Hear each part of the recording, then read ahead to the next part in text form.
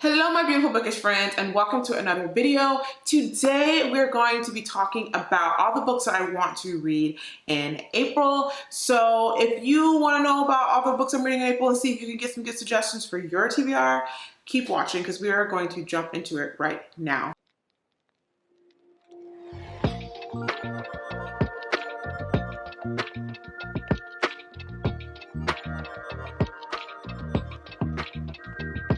So first up, let's start with the nonfiction books that I'm wanting to read in April. I have one that is a reread and one that is kind of like new to me. So the reread is going to be Atomic Habits by James Clear.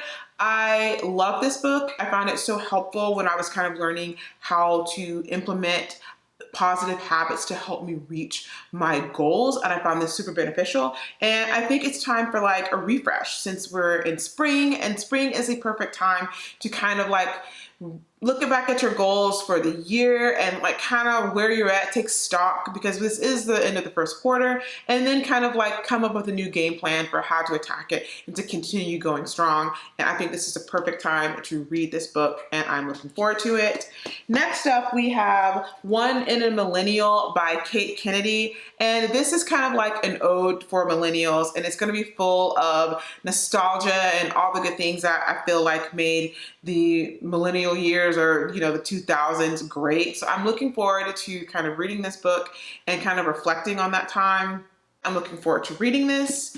Next up, when it comes to more of like contemporary fiction and literary fiction, we have Chimamanda Ngozi Adichie, Dream Counts. Looking forward to reading this book. This was a recent release, I think in March, and I'm so excited that I have my hands on it and that my library hold came through.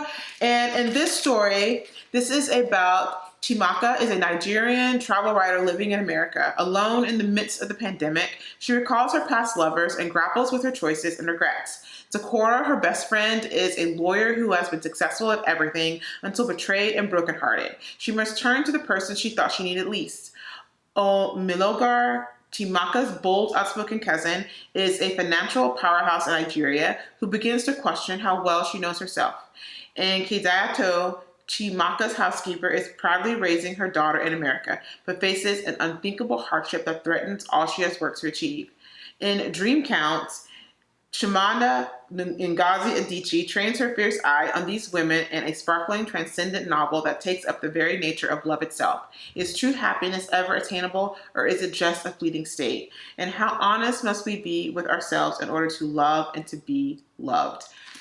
This sounds like an amazing story. I'm looking forward to reading it, and I'm positive this is going to be a 5-star experience, and I'm so excited. Next up, we have Dust by Allison Stein.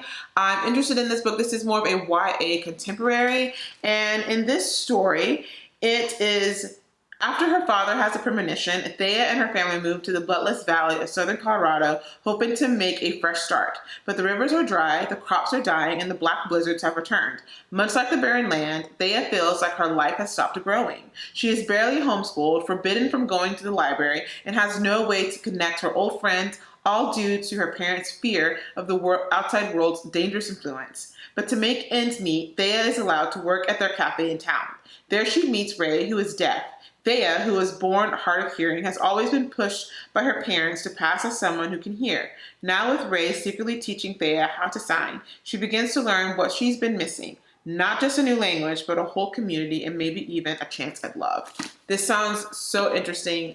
It's giving some coming of age vibes, also some disabled representation. So I'm very intrigued about this story. Next up, we have Pictures of You by Emma Gray. And this story, I've read, what was it, The Last Love Note by Emma Gray before. Loved it. It was such a beautiful story, and I enjoyed it. And I'm looking forward to reading this book by her, as we are following a young woman who is in this car accident where she loses her husband, and she is trapped in the mind of like her teenage self, and her best childhood friend is there to kind of help her come to terms with everything that she's going through and help her to recollect her memories. And she is beginning to realize that her life did not turn out the way that she expected. expected or that she wanted it to, and she's in the process of doing what she needs to do to make those changes and to implement those changes into her life. And yeah, this sounds like it's going to be a powerful and emotional and introspective story, and I'm looking forward to reading it. Next up, when it comes to the kind of like romance, dark romance category, I have Lights Out by Navessa Allen. Now, this is something that is definitely going to be new for me as I'm still dipping my toe into the dark romance genre, but this, all the girlies say that this is a fun, funky, fresh time, and I'm looking forward to reading it as this is about a guy that is basically creating thirst traps for like the masked villain, kind of like thirst traps, and this girl who is enjoying them, and she has a wild crush on her, but he also has a crush on her as well, and we kind of see how these two connect, and we take it from there as flames ignite and things happen and get popping. So I'm interested in reading this novel and seeing what the fuss is all about. Next up, we have a book that I got the other month, which is called The Niger Wife by Vanessa Walters. And in this story, it is Nicole Aruwari has a perfect life, a handsome husband, a palatial house in the heart of glittering Lagos, Nigeria, and a glamorous group of friends. She left gloomy London and a troubled family past behind for sunny, moneyed Lagos, becoming part of the Niger Wives, a community of foreign women married to wealthy Nigerian men. But when Nicole disappears without a trace after a boat trip, the cracks in her so-called perfect life start to show. As the investigation turns up nothing but dead ends, her auntie Claudine decides to take matters into her own hands. Armed with only a cell phone and a plane ticket to Nigeria, she digs into her niece's life and uncovers a hidden side filled with dark secrets, isolation, and even violence. But the more she discovers about Nicole, the more Claudine's own buried history threatens to come to light. This sounds very intriguing, very good, and I cannot wait to read it. Next up, when it comes from the kind of sci-fi speculative genre, I have one reread, one book that I desperately need to finish, and a new release that I want to dive into. So first off, we have The Measure by Nikki Erlich. This is a book that I read a couple of years ago that I fell in love with, and I just loved this story. And I recently purchased it and acquired it, and I am eager to reread it and dig back into this world, especially considering that Nikki Erlich has another book, I think it's called The Poppy Fields or something like that, that is going to be released this year. So I don't know, I just want to read this and, you know, prepare for her next book, even though it has nothing to do with this. I'm excited. So I'll be rereading this. Next up, we have Death of the Author by Nnedi Okorafor. And this is a book that I started back in February, but I kind of put a soft DNF on because I got overwhelmed with all the books that I was reading. They were just coming at me, they were not stopping. And yeah, so I need to finish this book because I loved it. When I was reading this book, I was in it. And I think that's why I put a pause on it, because I wanted to actually be in it and absorb this book and not feel like I was pressured and not like kind of be half in, half out. So I definitely want to finish reading this book this month. Oh, and I should probably tell you what it's about. So in this book, disabled, disinclined to marry, and more interested in writing than a lucrative career in medicine or law, Zelu has always felt the outcast of her large Nigerian family. Then her life is upended as her sister's lavish Caribbean wedding when she is unceremoniously fired from her university job, and to add insult to injury, her most recent book is rejected by yet another publisher. With her career and dreams crushed in one fell swoop, she decides to write something just for herself. What comes out is nothing like the quiet literary novels that have peppered her unremarkable career. It's a far future epic where androids and AI wage war in the grown-over ruins of human civilization. She calls it Rusted Robots. When Zelu finds the courage to share her strange story, she does not realize she is about to embark on a life-altering journey, one that will catapult her into literary stardom, but also perhaps obliterate everything her book was meant to be. From Chicago to Lagos, to the outer reaches of space, Zelu's novel will change the future not only for humanity, but also for the robots who come next. This book is so good. I cannot wait to dive back into this world and finish it. Next up, we have The Dream Hotel by Leilani Leilami, and I'm eager to read this book as well. So we are following Sarah, who has just landed at LAX, returning home from a conference abroad, when agents from the Risk Assessment Administration pull her aside and inform her that she will soon commit a crime. Using data from her dreams, the RAA's algorithm has determined that she is at imminent risk of harming the person she loves most, her husband. For his safety, she must be kept under observation for 21 days. The agents transfer Sarah to a detention center where she is held with other dreamers, all of them women, trying to prove their innocence from different crimes. With every deviation from the strict and ever-shifting rules of the facility, their stay is extended. Months pass, and Sarah seems no closer to release. Then one day, a new resident arrives, disrupting the order of the facility and leading Sarah on a collision course with the very companies that have deprived her of her freedom.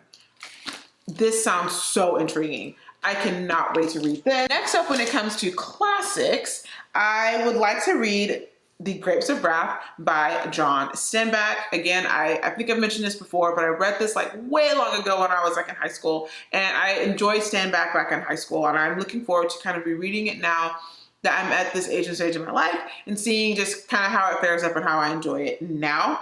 So in this story, we're following the Joad family as they are basically traveling from their home in Oklahoma during the Great Depression to California. And we are seeing and witnessing their trials and tribulations and all the things that they go through and how they shape and make this family and tell the story of the climate of this particular era in time. So yeah, looking forward to rereading this, I guess. Lastly, when it comes to the fantasy that I want to get into for April, we have some really good books. First up, we have For She Is Wrath by Emily Varga. This is a book that I have been waiting since like September to get into and to read, as I had it on hold at the library, but the whole family came through and I just couldn't get to it in time. I was overwhelmed. So I decided to go ahead and purchase this book so that I could read it in April. So this is giving the kind of like the Count of Monte Cristo vibes. It's kind of a retelling inspired by the Count of Monte Cristo.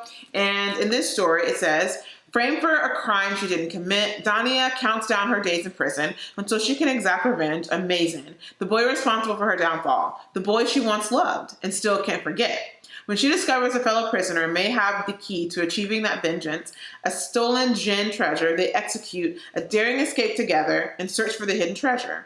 Armed with dark magic and a new identity, Dania enacts a plan to bring down those who betrayed her and her family, even though Mason still stands in her way. But seeking revenge becomes a complicated game of cat and mouse, especially when an undeniable fire still burns between them and the power to destroy her enemies has a price. As Dania falls deeper into her own web of traps and lies, she risks losing her humanity to her fight for vengeance and her heart to the only boy she's ever loved.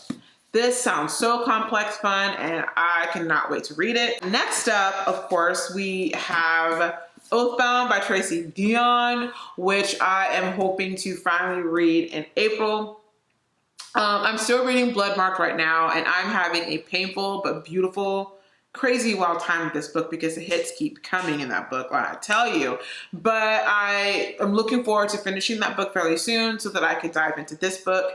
And yeah, it has been an experience to say the least, and it has been an amazing experience.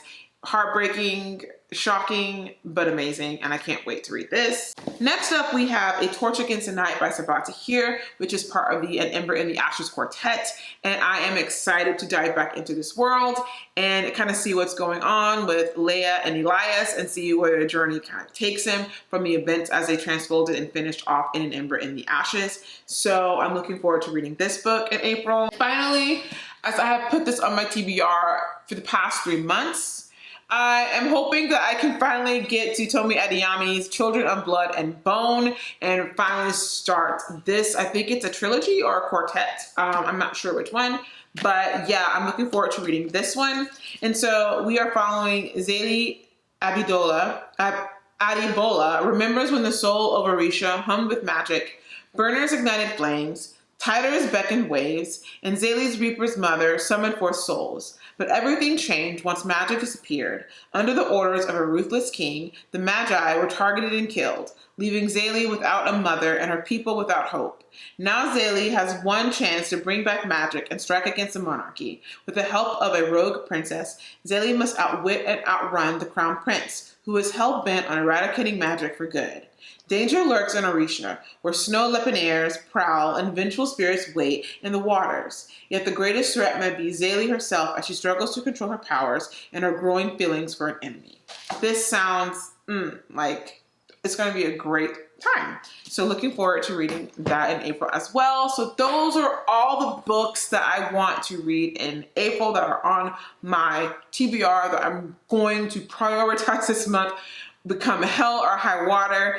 What books are you looking to read this April? Are any of these books that you have read that you think I should move up in my priority list for April? Let me know in the comments below. So make sure that you like, comment, and subscribe. And until next time, I will see you then. Bye.